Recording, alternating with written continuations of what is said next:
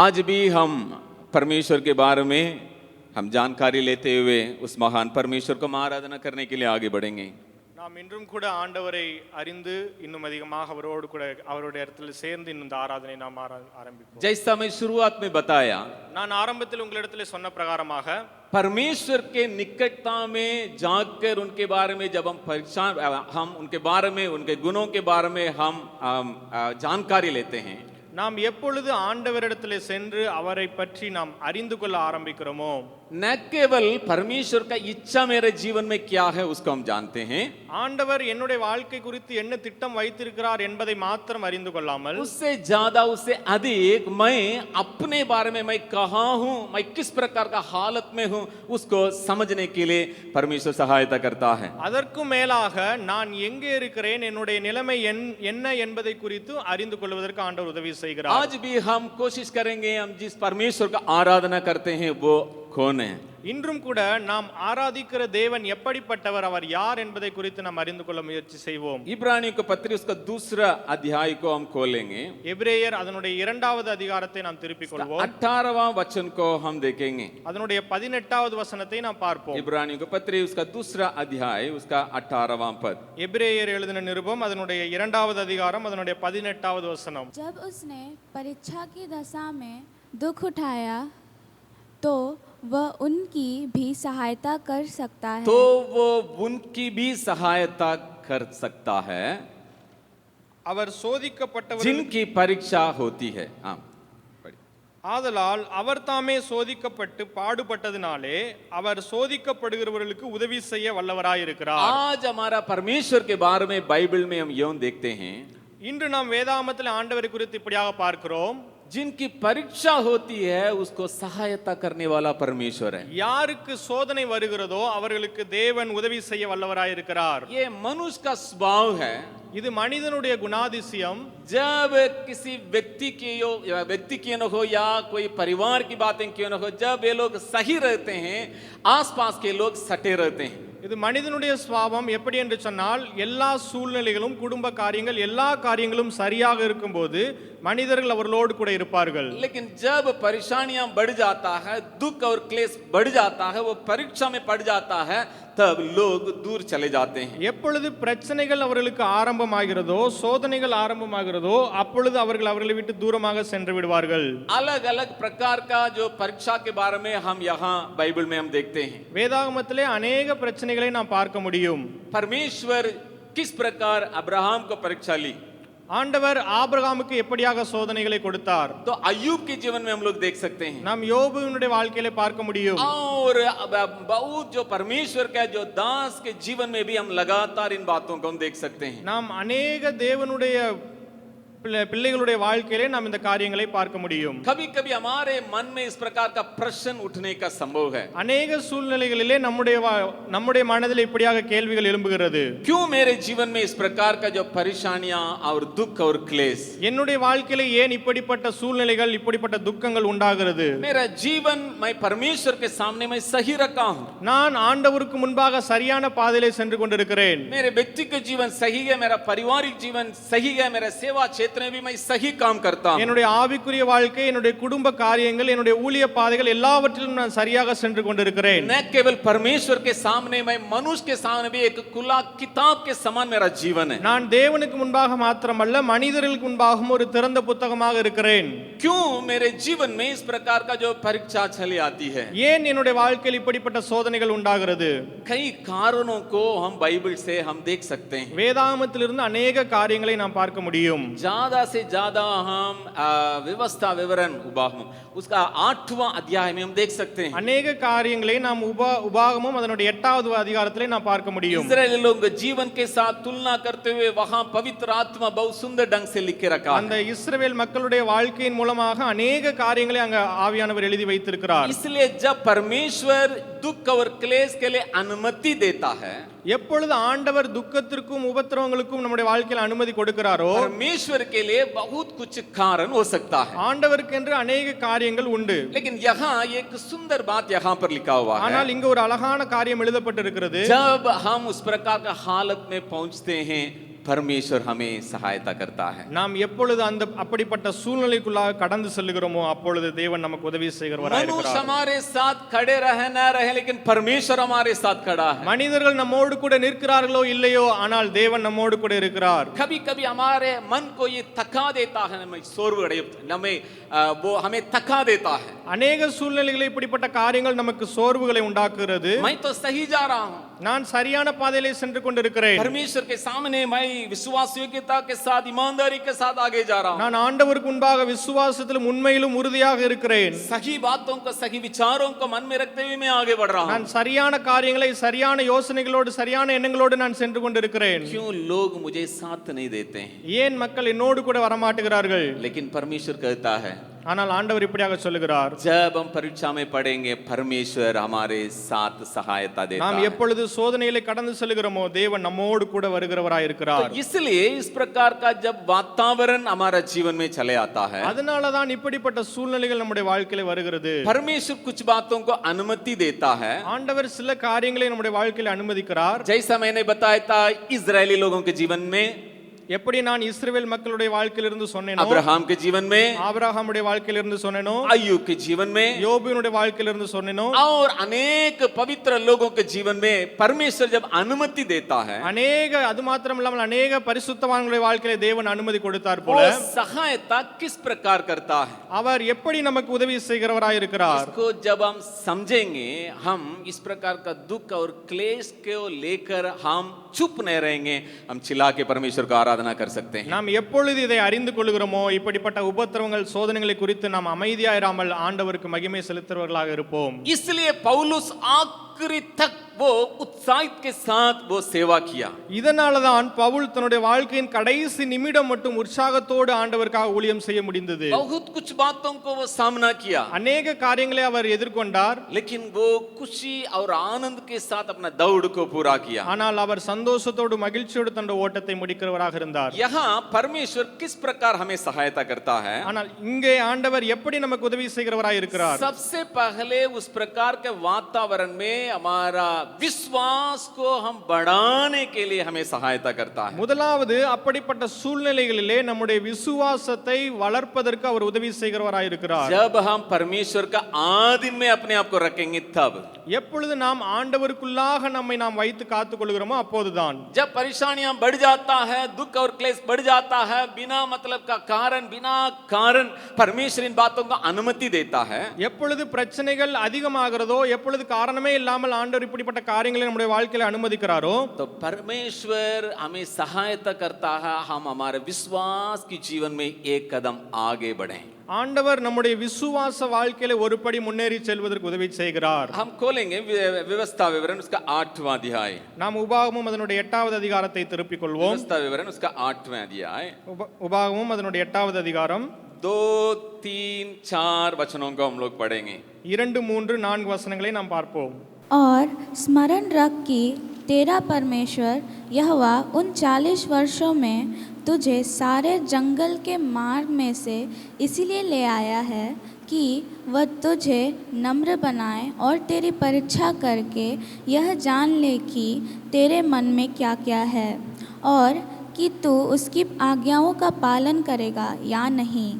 उसने तुझको नम्र बनाया और भूखा भी होने दिया, फिर वह मन्ना जिससे तूने अपने और तेरे पुरखा ही जानते थे वही तुझको खिलाया, इसीलिए कि वह तुझको सिखाए कि मनुष्य केवल रोटी से नहीं जीवित रहता है, परंतु जो जो वचन यहोवा के मुँह से निकलता है उन्हीं से वह जीवित रहता है। உன் தேவனாகிய கர்த்தர் உன்னை சிறுமைப்படுத்தும்படிக்கும் தம்முடைய கட்டளைகளை நீ கைக்கொள்ளுவாயோ கைக்கொள்ள மாட்டாயோ என்று அவர் உன்னை சோதித்து உன் இருதயத்தில் உள்ளதை நீ அறியும்படிக்கும் உன்னை இந்த 40 வருஷமளவும் வனாந்தரத்திலே நடத்தி வந்த எல்லா வழியையும் நினைப்பாயாக. அவர் உன்னை சிறுமைப்படுத்தி உன்னை பசியினால் வருத்தி, மனுஷன் அப்பத்தினால் மாத்திரமல்ல கர்த்தருடைய வாயிலிருந்து புறப்படுகிற ஒவ்வொரு வார்த்தையினாலும் பிழைப்பான் என்பதை நீ உணர்த்தும்படிக்கும் நீயும் உன் பிதாக்களும் அறியாதிருந்த மன்னாவினால் உன்னை போஷித்தார். இந்த 40 வருஷமும் உன் மேலிருந்த வஸ்திரம் பழையதாய் போகவும் இல்லை, உன் கால் வீங்கவும் இல்லை. परमेश्वर के नाम की महिमा होने पाए। ஆண்டவருடைய நாமம் மகிமைப்படுவதாக.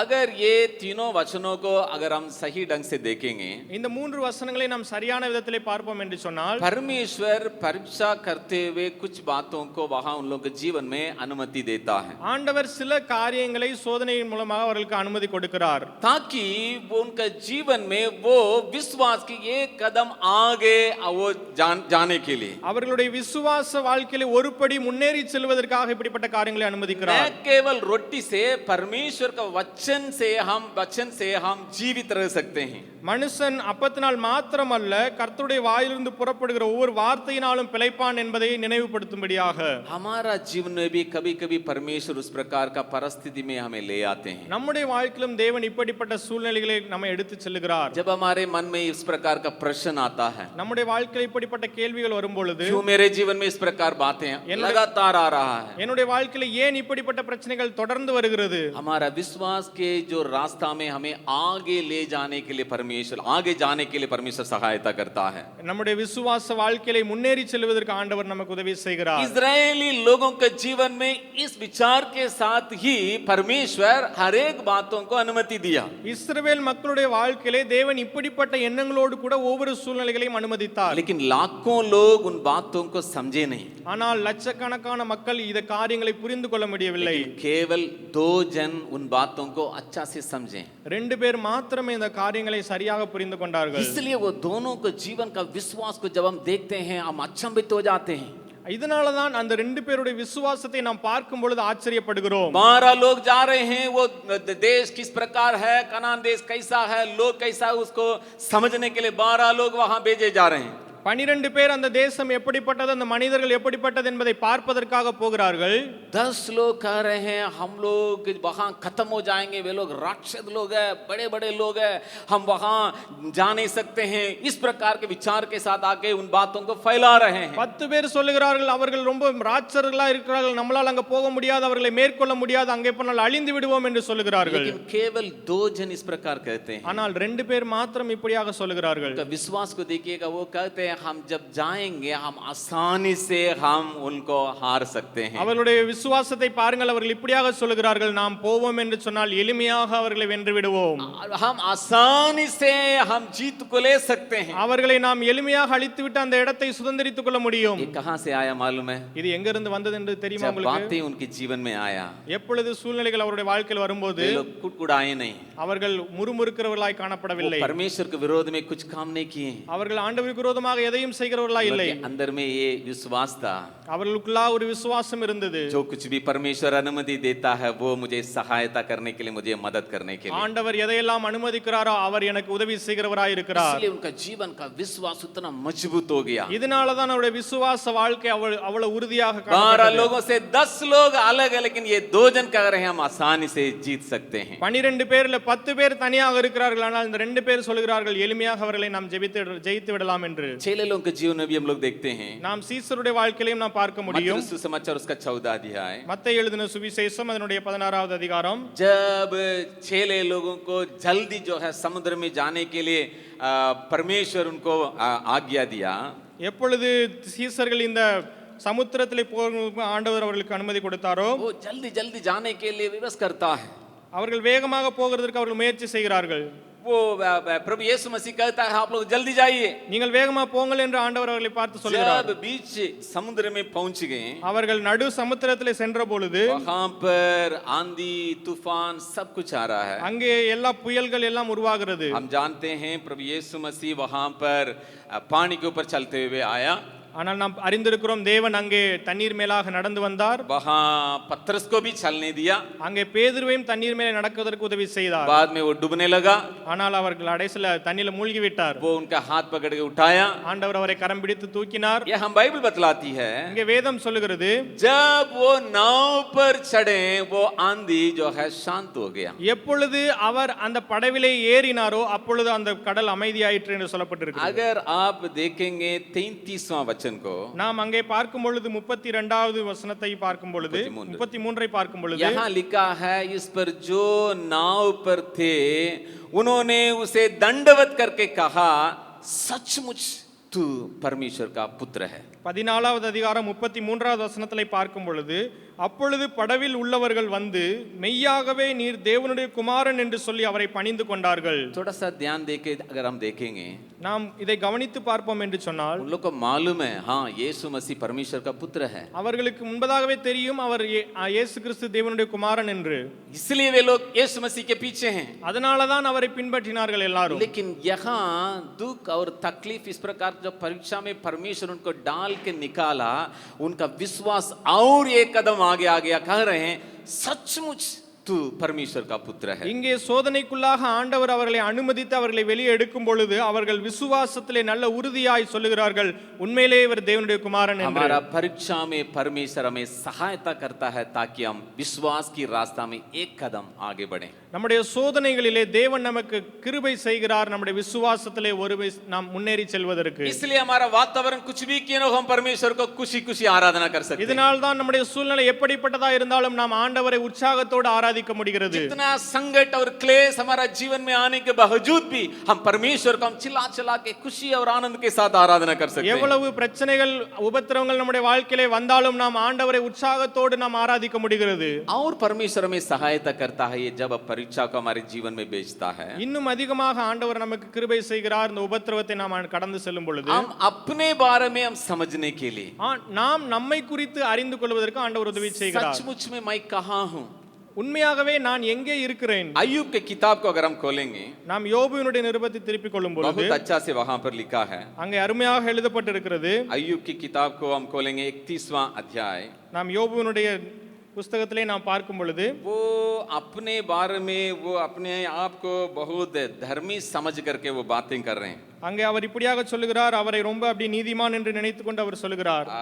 32वां अध्याय का पहला वचन में लिखा है, 32வது அதிகாரம் அதனுடைய முதல் வசனத்தில் எழுதப்பட்டிருக்கிறது, वो अपने दृष्टि में वो अपने आप को धर्मी समझ करके बातें किया। அவர் தன்னுடைய பார்வையிலே தன்னை அவர் நீதிமானா என்று எண்ணிக்கொண்டு பேசுகிறார். अंग्रेज बाइबल में लिखा है कि was righteous in his own eyes, वो अपने जो नजर में वो धर्मी दिखाई पड़ा। அவர் தன்னுடைய பார்வையிலே தன்னை நீதிமானாக கருதுகிறார். इसलिए आप अगर 31वां अध्याय को अगर आप बाद में पढ़ेंगे, இதனால் நாம் அதற்கு 31வது அதிகாரத்தை நாம் பார்க்கும் பொழுது वो अपना जो अच्छे अच्छे बातें हैं और कुछ ऐसा जो महिमा की कुछ बातें हैं, उन सारे बातों को वर्णन करके बहुत बड़ा जो है वहां प्रचार या बहुत बड़ा जो भाषण दे रहे हैं वहां। அவர் தன்னுடைய காரியங்கள் தன்னுடைய வாழ்க்கையில செய்த எல்லா காரியங்களையும் குறித்து அவர் अनेक காரியங்களை அங்கே சொல்லுகிறார். वो अपने नजर में वो धर्मी दिखाई दिया, इसलिए वो अपना जीवन का हर एक अच्छे अच्छे बातों को लेके वो बता रहा है। அவர் தன்னை நீதிமான் என்று நினைத்தபடினாலே தன்னுடைய வாழ்க்கையில் இருந்த நல்ல நல்ல காரியங்களை குறித்து எடுத்து பேசுகிறார். लेकिन जब परमेश्वर आगे बातें किया, ஆனால் ஆண்டவர் கடைசி பார்க்கும் பொழுது இப்படியாக பேசுகிறார். वो परमेश्वर अय्यूब से वो बर्ताव किया। ஆண்டவர் யோபுவினிடத்தில் இப்படியாக பேசினார். वो परमेश्वर उनसे कहने लगा और पूछने लगा, और कई प्रकार का प्रश्नों को हम देख सकते हैं 40वां अध्याय से। நாம் 40வது அதிகாரத்திலிருந்து பார்க்கும் பொழுது ஆண்டவர் अनेक கேள்விகளை அவரிடத்தில் கேட்கிறார். वो अभी अंतिम समय में आखिरी में अय्यूब को समझ में आ गया। கடைசில யோபு புரிந்து கொண்டார் இப்படியாக. हम पढ़ेंगे 40वां अध्याय, நாம் 40வது அதிகாரத்திலே படிப்போம். 4 और 5 पदों को हम लोग देखेंगे। நாம் 4வது 5வது வசனத்தை நாம் பார்ப்போம். 40वां अध्याय का 4 और 5। 40வது அதிகாரம் 4வது வசனம் 5வது வசனம். देख मैं तो तुच्छ हूँ, मैं तुझे क्या उत्तर दूँ, मैं अपनी उंगली दांत तले दबाता हूँ। एक बार तो मैं कह चुका परंतु और कुछ न कहूँगा, हाँ 2 बार भी मैं कह चुका परंतु अब कुछ और आगे न बढ़ूँगा। இதோ நான் நீசன், நான் உமக்கு என்ன மறு உத்தரவு சொல்லுவேன், என் கையினால் என் வாயை பொத்திக் கொள்ளுகிறேன். நான் 2 தரம் பேசினேன், இனி நான் பிரதியுத்தரம் கொடாமலும் பேசாமலும் இருப்பேன் என்றான். 4 पद में हिंदी में बहुत अच्छा से लिखा है, 4வது வசனத்திலே ஹிந்தியிலே மிகவும் அழகாக எழுதப்பட்டிருக்கிறது, मैं तो तुच्छ हूँ। நான் ஒன்றுமே இல்லை. लेकिन पहले क्या बोल रहा था, मैं कुछ हूँ।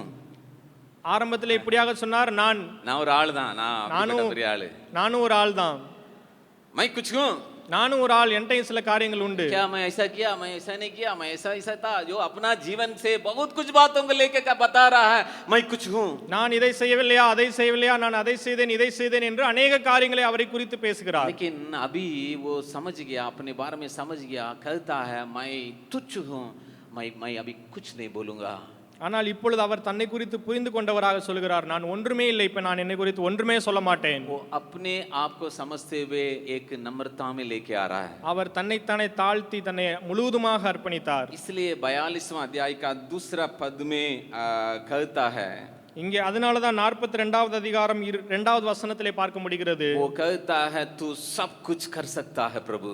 ஆண்டவரே நீர் எல்லாவற்றையும் செய்ய வல்லவர் என்பது சொல்லுகிறார். तू जो चाहेगा उसको मेरे जीवन में कर सकता है. ஆண்டவரே நீர் என்னுடைய வாழ்க்கையில் என்ன செய்ய விரும்புகிறீரோ அதை செய்ய முடியும். पहले मेरे जीवन में प्रश्न था, क्यों मेरे जीवन में मैं तो ऐसा था वैसा था, मेरे जीवन में क्यों इन सारी बातें आया.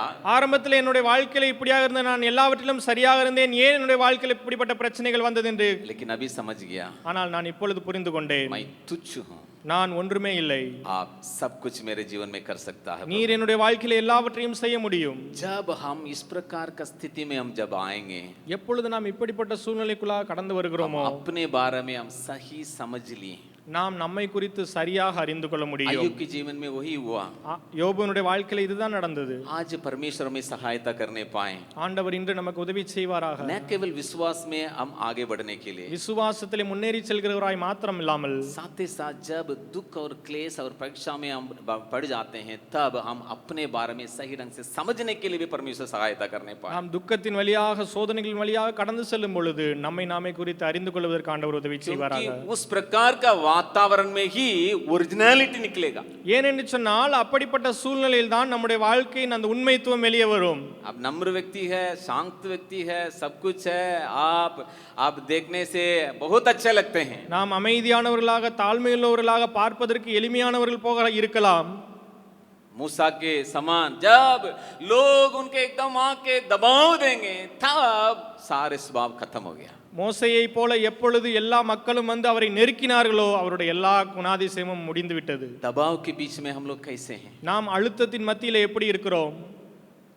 क्रूस उठाते उठाते उठाते हम थक जा रहे हैं. उस समय हमारा स्वभाव, हमारा भीतर मनुष्य कैसा है? சிலுவையை சுமந்து சுமந்து சுமந்து கொண்டு போய் நம்முடைய சோர்ந்து போன நிலைமையில் இருக்கும்போது நம்முடைய குணாதிசயம் எப்படி இருக்கிறது? जब हम कहेंगे प्रभु तू कुछ भी मेरे जीवन में कर सकता है, तब हम परमेश्वर का आराधना कर सकते हैं. அப்பொழுது நாம் சொல்லுகிறவர்களாய் இருக்க வேண்டும், ஆண்டவரே நீர் எல்லாவற்றையும் என்னுடைய வாழ்க்கையில செய்ய முடியும் என்று. परमेश्वर उस प्रकार का एक मैच्योरिटी को हमारे अंदर में देने पाए. ஆண்டவர் அப்படிப்பட்ட ஒரு முதிர்ச்சியை உங்களுக்கும் எனக்கும் கொடுப்பாராக. प्रभु से हम हमेशा कहने पाए, प्रभु कुछ भी मेरे जीवन में तू कर सकते हैं. ஆண்டவரே நாம் ஆண்டவரிடத்திலே நீங்கள் எல்லாவற்றையும் எனக்கு செய்ய முடியும் என்று நாம் சொல்லுகிறவர்களாய் காணப்பட और வேண்டும். साथ ही साथ हम देखते हैं पहला कोरिन्थियों उसका 10वां अध्याय में, அதோடு கூட 1 கொரிந்தியர் அதனுடைய 10வது அதிகாரத்திலே நாம் பார்க்கும் பொழுது 13वां वचन में हम देखते हैं அங்க 13வது வசனத்திலே பார்க்கிறோம், He provides a way out for us. हम वहां से इस प्रकार के वातावरण से हम बच निकलने के लिए हमारे लिए रास्ता भी देता है. அவர் நமக்கு அந்த இப்படிப்பட்ட சூழ்நிலையிலிருந்து வெளியேறி வருவதற்கு வழிகளையும் தருகிறவராய் இருக்கிறார். कहने का मतलब क्या है?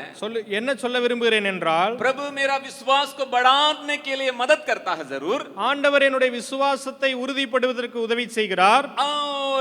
और परमेश्वर का आधीन में रहते हुए मैं अपने आप को समझने के लिए मदद करता है. ஆண்டவரோடு கூட இருந்து என்னுடைய நான் யார் என்பதை அறிந்து கொள்வதற்கு உதவி செய்கிறார். लेकिन इसका मतलब ये नहीं है मुझे ऐसा ही रखेगा. ஆண்டவர் அதோடு மாத்திரம் விடுகிறவராயிராமல் தப்பிக்கொள்ளும்படியான போக்கை உண்டாக்குகிற ஆண்டவர், वहां से बच निकलने के लिए परमेश्वर हमारे लिए सहायता करता है. அந்த பிரச்சனையிலிருந்து தப்பித்துக் கொள்வதற்கு ஆண்டவர் நமக்கு உதவி செய்கிறார். शायद ये सुबह के वक्त में आप आंसुओं के बीच में यहाँ पर आए होंगे. இந்த காலை வேளையில ஒருவேளை கண்ணீரோடு கூட நீ வந்திருக்கலாம். आपका उम्र जो है बहुत कम हो सकता है. உன்னுடைய வயது ஒருவேளை கம்மியாக இருக்கலாம். आपके अंदर के जो बातें बहुत बड़ा हो सकता है. உன்னுடைய உள்ளான காரியங்கள் அதிகமாக காணப்படலாம். आपके जीवन का जो दबाव बहुत बड़ा हो सकता है. உங்கள் வாழ்க்கையில் உள்ள பிரச்சனைகள் அழுத்தங்கள் அதிகமாக இருக்கலாம். आपके चारों तरफ का परेशानियां बहुत कुछ हो सकता है. உங்களை சுற்றி இருக்கிற சூழ்நிலைகள் உங்களுக்கு அதிகமாக காணப்படலாம். आपके लिए एक परमेश्वर है. ஆனால் உங்களுக்காக ஒரு ஆண்டவர் உண்டு, आपके लिए एक सहायता करने वाला है। உனக்காக உதவி செய்கிற ஒரு தேவன் உண்டு. आने वाला समय में आपके लिए एक रास्ता वो ढूंढ के रखा है। அவர் உனக்காக ஒரு வழியை ஆயத்தப்படுத்தி आप வைத்திருக்கிறார். जहां हैं वहां ऐसा ही नहीं रहेंगे। நீ எங்கே இருக்கிறாய் அப்படியே இருக்க போகிறதில்லை. वो सही समय में आपके लिए एक रास्ता निकालने वाला परमेश्वर है। சரியான நேரத்திலே உனக்கென்று அவர் ஒரு வழியை ஆயத்தம் பண்ண உண்மையுள்ளவராக यहाँ இருக்கிறார். एक बात को मैं कहकर मैं आगे आराधना में आपको ले जाने के लिए मैं कोशिश करूंगा। நான் இங்கே ஒரு காரியத்தை சொல்லி உங்களை ஆராதனைக்குள்ளாக நடத்த விரும்புகிறேன். जब हम परीक्षा के बारे में और दुख और क्लेश के बारे में बातें करते हैं, நாம் எப்பொழுது சோதனைகள் துக்கங்களுக்குரிய காரியங்களை நாம் பார்க்கிறோமோ, हम सावधान रहने का और एक बात है, நாம் அறிந்து கொள்ள வேண்டிய பொறுமையாக இருக்க வேண்டிய இன்னொரு காரியம் உண்டு. ये नहीं समझना है जो कुछ भी मेरे जीवन में आता है सब कुछ इसी प्रकार परमेश्वर अनुमति देने के चलते आया है। நாம் இப்படியாக நினைத்துக் கொள்ளக்கூடாது, நம்முடைய வாழ்க்கையில் நடக்கிற எல்லாமே ஆண்டவர் அனுமதிக்கிறனால தான் நடக்கிறது என்று. याकूब अपने पत्री में ये लिख के रखा है, யாக்கோப்பு தன்னுடைய நிருபத்தில் இப்படியாக எழுதுகிறார், जरूर उन बातों को हम मन में रखते हुए आगे बढ़ना है। நாம் அந்த காரியங்களை நிச்சயமாக அறிந்து கொள்ளவர்களாய் காணப்பட வேண்டும். याकूब की पत्री उसका पहला अध्याय யாக்கோப்பு எழுதின நிருபம் அதனுடைய 1வது அதிகாரம் 13, 14, 15वां वचन को हम लोग देखेंगे, 13, 14, 15வது வசனத்தை பார்க்கலாம். पढ़ेंगे 13, 14, 15। जब किसी की परीक्षा हो तो वह यह न कहे कि मेरी परीक्षा परमेश्वर की ओर से होती है, क्योंकि ना तो बुरी बातों से परमेश्वर की परीक्षा हो सकती है और ना वह किसी की परीक्षा आप करता है, परंतु प्रत्येक व्यक्ति अपनी ही अभिलाषा से खींचकर और फंसकर परीक्षा में पड़ता है। फिर अभिलाषा गर्भवती होकर पाप को जनती है और पाप जब बढ़ जाता है तो मृत्यु को उत्पन्न करता है। சோதிக்கப்படுகிற எவனும் நான் தேவனால் சோதிக்கப்படுகிறேன் என்று சொல்லாதிருப்பானாக. தேவன் பொல்லாங்கினால் சோதிக்கப்படுகிறவர் அல்ல, ஒருவனையும் அவர் சோதிக்கிறவரும் அல்ல. அவனவன் தன் சுய இச்சையினால் இழுக்கப்பட்டு சிக்குண்டு சோதிக்கப்படுகிறான். பின்பு இச்சையானது கர்ப்பந்தரித்து பாவத்தை பிறப்பிக்கும், பாவம் பூரணமாகும் போது மரணத்தை பிறப்பிக்கும். हम आराधना में जाने के पहले थोड़ा सा हमारा जीवन के बारे में हम विचार करेंगे। நாம் ஆராதனைக்குள்ளாக கடந்து செல்வதற்கு முன்பதாக நம்முடைய வாழ்க்கை குறித்து நாம் யோசித்து பார்ப்போம். ऐसा ही बोलते नहीं रहना है। நாம் இதையே சொல்லிக் கொண்டுகிறவர்களா இல்லாமல், बहुत परेशानियां है, बहुत दुख है, बहुत बातें हैं, ஒரே போராட்டமா இருக்கு ब्रदर, சுத்தி சுத்தி போராட்டமா இருக்கு, बहुत परेशानियां है, बहुत दुख है, ये कहते हुए हम नहीं रहना है। நாம் இதையே இப்படியே சொல்லிக் கொண்டு இருக்கிறவர்களா இல்லாமல், हमको समझना होगा क्या ये मेरे कारण से तो नहीं है। நாம் இதை புரிந்து கொள்ளவர்களா இருக்க வேண்டும். என்னுடைய காரணத்தினால இப்படிப்பட்ட ஒரு சூழ்நிலை உருவாகவில்லையே. कभी तो मैं अपना शारीरिक इच्छा के लिए और शारीरिक योजना के लिए कुछ काम को किया, कुछ बातों को कहा, इसी के कारण शायद इस प्रकार का परीक्षा में या दुख में हम रहते होंगे। ஒருவேளை நான் என்னுடைய மாம்சீக காரியங்கள் அல்லது மாம்சீகத்துக்குரிய எண்ணங்களினால இப்படிப்பட்ட ஒரு சூழ்நிலைகள், இப்படிப்பட்ட ஒரு பிரச்சனைகள் எனக்கு வந்திருக்கிறதா என்பதை நாம் யோசிக்க வேண்டும். अगर ऐसा है, அப்படி இருக்கும் என்று சொன்னால் परमेश्वर के पास आने का वक्त है। நாம் ஆண்டவருக்குள்ளாக வருவதற்கு நாம் ये ஆயத்தமாக सोच के வேண்டும். नहीं रहना है इस प्रकार का दुख में परमेश्वर आके सहायता करेगा। இப்படிப்பட்ட பிரச்சனைகளிலும் ஆண்டவர் வந்து உதவி செய்வார் என்று நாம் நினைத்துக் கொண்டு அமர்ந்திருக்க கூடாது. ये आपके हाथ में है। இது நம்முடைய கரத்தில் தான் இருக்கிறது. ये जो दुख और क्लेश, जो परेशानियों को मैं बीच में मैं गुजरते हुए जा रहा हूँ, ये क्या मेरे कारण से नहीं? நான் அனுபவித்துக் கொண்டிருக்கிற இந்த பிரச்சனைகள், இந்த சூழ்நிலைகள், உபத்திரவங்களுக்கு காரணம் என்னுடைய காரியங்களாக இருக்குமோ? लेकिन जब परमेश्वर अनुमति देता है, ஆனால் எப்பொழுது தேவன் அனுமதிக்கிறாரோ, जब परमेश्वर के ओर से है, அது எப்போது தேவனிடத்திலிருந்து வருகிறதோ वो हमें सहायता करता है। அவர் நமக்கு உதவி செய்கிறார். आइए हम लोग 354 नंबर गीत को हम लोग गाते हुए हम परमेश्वर का आराधना करने के लिए कोशिश करेंगे। 354